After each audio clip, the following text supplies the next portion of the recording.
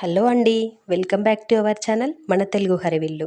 శివుడు అత్యంత ముఖ్యమైన ప్రసిద్ధ దేవుళ్ళలో ఒకరు. శివపురాణం ప్రకారం శివునికి 1008 వేరువేరు పేర్లు ఉన్నాయి. లెక్కలేనన్ని రూపాలు, ఆవిర్భావాలు ఉన్నాయి. దేవునిగా మనము భక్తితో కొలిచే ఈశ్వరుడు, ఉదారంగా మనకు తోడుండే శంభుడు, అమాయకంగా మనపై ప్రేమను చూపే భోళాశంకరుడు, వేదాలను మనకు బోధించే జ్ఞానమూర్తి, దక్షిణామూర్తి, కళలకు ప్రతీక నటేశుడు, అలా అనేక పేర్లు ఉన్నాయి. భోగమల్లన్న పేరు విన్నాము. కొమరవెల్లి మల్లన్నను కొలిచాం. శ్రీశైలం మల్లికార్జునుని దర్శించుకున్నాం. కానీ దొంగ మల్లన్న పేరు ఎప్పుడైనా విన్నారా? దొంగకు గుడి ఏంటి, పూజలేంటి అనుకుంటున్నారా? అవును, దొంగ మల్లన్న పేరుతో ఉన్న గుడి మన తెలుగు రాష్ట్రాల్లోనే ఉంది. ఇంతకీ దొంగకి గుడికి ఉన్న సంబంధం ఏంటి అనే విషయాన్ని ఈ వీడియోలో తెలుసుకుందాం. జగిత్యాల జిల్లా కేంద్రానికి సుమారు 10 కిలోమీటర్ల దూరంలో గొల్లపల్లి మండల కేంద్రంలో ఉన్న గ్రామం మల్లన్నపేట. ప్రతి ఏటా డిసెంబర్ వచ్చిందంటే చాలు, మల్లన్నపేటలో ప్రతిరోజు పండగే. ఎంతో ప్రసిద్ధి చెందిన దొంగ మల్లన్న స్వామి గుడి ఉన్నది ఇక్కడే. కాకతీయుల కాలంలో రాత్రికి రాత్రే నిర్మించబడిన దేవస్థానం ఇది. కోరిన కోరికలను తీర్చే మల్లన్నను దొంగ మల్లన్న స్వామిగా కొలుస్తారు. ప్రతి ఏటా మార్గశిర మాస శుద్ధ పంచమి తర్వాత వచ్చే షష్ఠి మొదలుకొని 7 వారాల పాటు ఈ బోనాల జాతర జరుగుతుంది. మల్లన్న స్వామి ఆలయాన్ని 11వ శతాబ్దపు చివరి భాగంలో పలాస పాలకులు నిర్మించారనేది ఓ వాదన ఉండగా, కాకతీయుల కాలంలోనే నిర్మాణం జరిగినట్లు మరో వాదన కూడా వినిపిస్తుంది.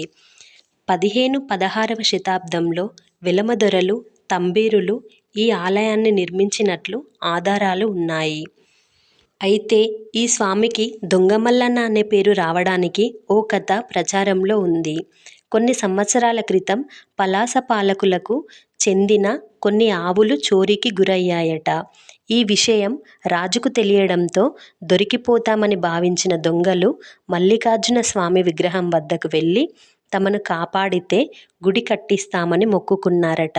దీంతో కోటలోంచి తెచ్చిన ఆవులు రంగు మారిపోయాయట. తమ కోరిక తీర్చిన స్వామికి రాత్రికి రాత్రే దొంగలు గుడి కట్టించారని, అందుకే ఈ ఆలయానికి దొంగ మల్లన్న స్వామి అనే పేరు వచ్చిందని చెబుతూ ఉంటారు. మల్లన్నపేట గ్రామస్తులు దొంగ మల్లన్నగా పేరుగాంచిన ఈ ఆలయానికి 7 వారాలలో లక్షలాది మంది భక్తులు తరలివచ్చి మొక్కులు చెల్లించుకుంటారు. గ్రామంలో జరిగే జాతరలో మల్లన్నపేట ఊరంతా సందడిగా మారుతుంది. మల్లన్న స్వామి జాతరకు వచ్చే భక్తులు పట్నాలు వేసి మొక్కులు తీర్చుకుంటారు. కోరిన కోరికలు తీర్చే మల్లన్న స్వామిని భక్తులు ఎంతో భక్తి శ్రద్ధలతో పూజిస్తారు. మొదటగా నాగపెల్లి, పెద్ద పట్నాలు, అగ్నిగుండాలు కార్యక్రమాలతో మొదలైన జాతర మహాన్యాసక రుద్రాభిషేక, చండీ హావనం, పూర్ణాహుతి కార్యక్రమాలతో ముగుస్తుంది. మార్గశిర మాస శుద్ధ పంచమి తర్వాత వచ్చే ప్రతి ఆదివారం, బుధవారాలలో భక్తులు వేకువజామునే లేచి ఆలయం వద్దకు చేరుకొని ఈ కాలంలో వచ్చిన పంటతో స్వామివారికి కొత్త కుండలో లేదా ఇత్తడి పాత్రలో బోనం తయారు చేసి గొల్లకురుమల డప్పు వాయిద్యాలతో స్వామివారి ఆలయం చుట్టూ ప్రదక్షిణలు చేస్తారు.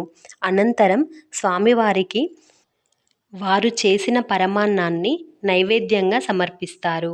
స్వామివారికి జాతర మొదలైన మొదటి రోజును దండివారం అంటారు. ఆ రోజు స్వామివారికి ఎంతో ప్రీతిపాత్రం కావడంతో ఆ రోజున ఆలయానికి భక్తులు పెద్ద ఎత్తున తరలివస్తారు. గొల్లకురుమల డప్పు వాయిద్యాలు, శివసత్తుల పూనకాలతో 7 వారాల పాటు ఆలయ ప్రాంగణం మారుమోగిపోతుంది. కరీంనగర్, సిద్దిపేట, వరంగల్, మంచిర్యాల జిల్లాల నుండి భక్తులు జాతరకు తరలివచ్చి మల్లన్నకు మొక్కులు చెల్లించుకుంటారు. జాతరకు వచ్చిన ప్రతి కుటుంబం బోనం తీయడం ఆనవాయితీ. కోరిన కోరికలు తీరితే తమ ఎత్తు బంగారం అనగా బెల్లాన్ని పంచుతారు. స్వామివారికి వడిబియ్యం సమర్పించడం, గండచిలుకలో నూనె పోయడం, ఆలయ మండపంలో గంటలు కట్టడం వంటి మొక్కులు చెల్లించుకుంటారు. కోరిన కోరికలు తీర్చే దొంగ మల్లన్న చరిత్రను తెలుసుకున్నాం కదా. మీకు కనుక ఈ వీడియో నచ్చినట్లయితే లైక్ చేయండి, షేర్ చేయండి, కామెంట్ చేయండి. వెంటనే మన ఛానల్ని సబ్స్క్రైబ్ చేసుకోండి.